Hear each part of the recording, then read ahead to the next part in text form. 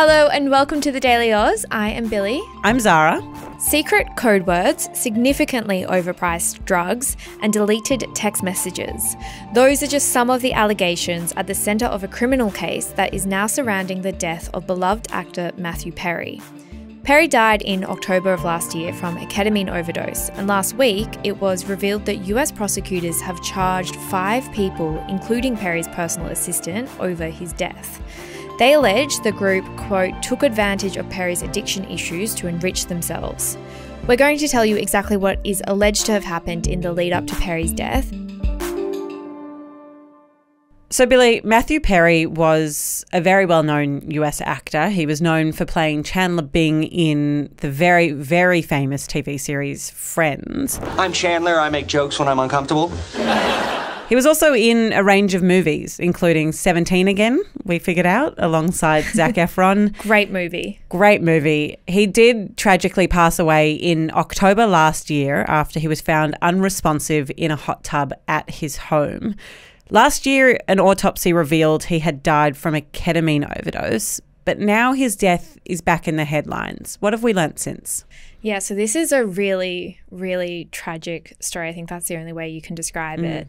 So last week, LA police held a press conference and they revealed that in their criminal investigation into Parry's death, they have now charged 5 people in relation to his death. That investigation has revealed a broad, underground criminal network responsible for distributing large quantities of ketamine to Mr. Parry and others. So this group includes 2 medical doctors, Parry's live-in assistant, a friend, and also an alleged drug dealer who the prosecutors said is known colloquially as the ketamine queen. Now, they said that this group deliberately took advantage of Parry's addiction issues to enrich themselves, to make themselves a profit. They knew what they were doing was wrong. They knew what they were doing was risking great danger to Mr. Parry, but they did it anyways. In the end, these defendants were more interested in profiting off Mr. Parry than caring for his well-being. Some very strong words there from US Federal Attorney Maher who led that press conference last week. So basically what they are claiming is that this group, like I said, deliberately and illegally supplied Matthew Parry with ketamine, fueling his drug addiction, which it was well known that he had a drug addiction, essentially, like I said, for their own profit. So you mentioned there that Matthew Parry's history with drug addiction was well known. How was that well known? What did we know about it? Yeah, he was very open about it over the years about his addiction struggles, particularly in his memoir, which was called Friends, Lovers, and the Big Terrible Thing. That was released in 2022, so only a year before he died. And he actually revealed in that book that he had attended 6,000 Alcoholics Anonymous meetings and entered rehab 15 times over his lifetime. He also revealed that he had spent about $9 million trying to get sober over his life at that point. One quote from that memoir I thought really stood out. He said, quote, "In the dictionary under the word addict, there should be a picture of me looking around very confused." Okay, so the first part of this story is that Matthew Parry himself had identified that he had addiction struggles. But the second part of this story is that he overdosed on ketamine, but that ketamine was actually prescribed by a doctor to treat anxiety and depression. Is that right? Yeah, so we know that Matthew Parry had been seeking medicinal ketamine to treat his depression and anxiety. Now, initially he had been legally prescribed it, but authorities are now saying that when he asked clinic doctors to increase his dosage and they refused because they said that would be too dangerous, he then turned elsewhere to access that ketamine. When clinic doctors refused to increase his dosage, he turned to unscrupulous doctors who saw Parry as a way to make quick money. Now, I think one thing worth noting here is that there has been increased interest and research in recent years about if using small amounts of ketamine in a clinical setting can be an effective way to treat depression and anxiety. One of my friends is actually working on her research at the moment into this exact matter, whether, you know, we can look to roll this out in Australia and what that would look like. There's, as you said, a lot of focus on that right now. And actually, a few weeks before Parry died, the US FDA issued a warning saying that, quote, ketamine is not FDA approved for the treatment of any psychiatric disorder. And what they also said is that using ketamine without appropriate monitoring by a healthcare professional could put patients at serious risk. Quick note there that there is a ketamine nasal spray that has been approved in the US for medical use, but this is not what is being used here and not what they're warning against. So just to clarify, you're speaking there of the FDA, which is basically the US's equivalent of the Therapeutic Goods Administration. It's the regulator when it comes to all of these things. Just weeks before Matthew Perry's death, that we now know was related to ketamine use, they issued a warning about ketamine. Yeah, and the risk of people thinking that they're using it for medical purposes, but they're getting too addicted of it, they're overdosing on it, and they're not doing it in controlled settings. Okay, that's very interesting, and I didn't realise that. Yeah, and obviously his death has now placed increased scrutiny on the use of ketamine for treatment of mental health. So, for example, I've seen some experts coming out in US publications, including the New York Times, posing the question, should someone like Parry, who has been very open about his addiction issues, ever have been prescribed any kind of ketamine in the first place? But didn't you say that he had to source that ketamine elsewhere? Yes, but initially he was prescribed some sort of ketamine. Okay, so that argument is that that should have never happened in the first place. In the first place, exactly.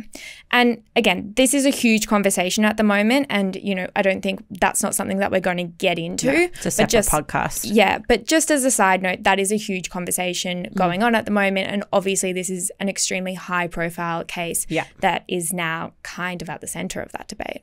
Yeah, okay. So if we let that argument just sit there for a second and go back to what the prosecutors have said happened here, what did they actually say about how these people, you know, some of whom were doctors, how they actually fueled Matthew Perry's drug addiction? I'll go through just a few examples of what has been alleged. There is a lot. Okay. And I think one point to make is that reading this and going through it, as I just was in the past couple of hours, it comes across as so unbelievable. But I just really want to make the point that this isn't rumors, you know, from celebrity magazines or websites. This was all detailed in a press conference by US prosecutors and in an indictment filed in a federal court last week. So these are really serious allegations. Yeah. So one example is that when discussing how much they should charge Parry for his ketamine, one of the doctors allegedly said, quote, "I wonder how much this moron will pay." So quite a clear example there of how they were trying to profit off it, allegedly. That same doctor also wrote in a text message that he wanted to be Parry's, quote, go-to for drugs. So he wanted to be the sole source of Parry's drugs. And in the 2 months prior to his death, we know that Parry paid the doctors about $55,000 in cash for ketamine supply. And we know that they were completely overcharging him as well. I mean, and they could have just decided what they want. Like, that's the whole idea of going outside of a regulated practice, is that they could do whatever they like. They could decide the price by themselves. We also found out that in mid-October 2023, so that's just weeks before Parry died, the same doctor allegedly told someone that Parry was spiraling out of control with his addiction, and yet that same doctor allegedly continued to offer Parry ketamine, despite literally saying out loud, this is getting out of control. We also know that in discussing the drug deals, the group of people used coded language. So they referred to ketamine as Dr. Pepper, which is a popular American soft drink.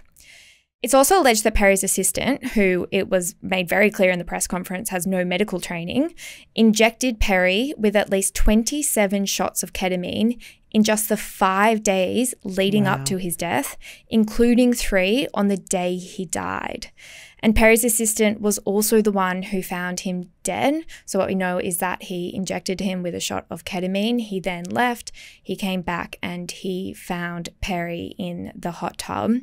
And we know that he then went and cleaned up the bottles and syringes after he found him. So extremely disturbing details there.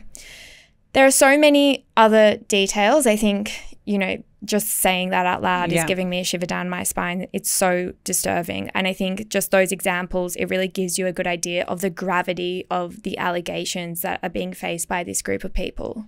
Can I just clarify, because we've spoken about, were there 2 doctors, the personal assistant? Was there anyone else that's included in this group? Yeah, so there's 5 people in total. The 2 doctors, there's 1 friend, there's the drug dealer who I referred to earlier, who was the queen of ketamine, and then there was the personal assistant. Okay, and do we know how any of those people have pleaded yet? Yes. So 3 of them, including the assistant, have pleaded guilty. So they have admitted to doing this and they've entered a plea deal with the prosecutors. Then there are 2 others, including the ketamine queen, who have pleaded not guilty, and that also includes one of the doctors.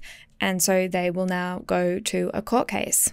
I mean, obviously, whichever way you look at it, it's just a tragic story, and I think it's a really interesting one because it's not confined to just an individual. Like, this is something that has ramifications for so many different areas. It has obviously the very personal toll of Parry's death and everything that followed.